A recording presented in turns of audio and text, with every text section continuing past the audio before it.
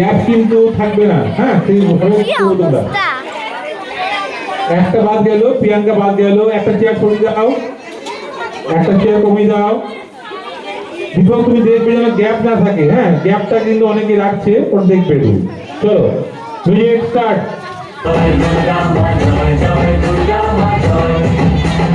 খড়গ হাতে রণচণ্ডী তুমি, পাপের নাশে মহাশক্তি তুমি। খড়গ হাতে গ্যাপ লাগলে কিন্তু বাঁচিতে হবে।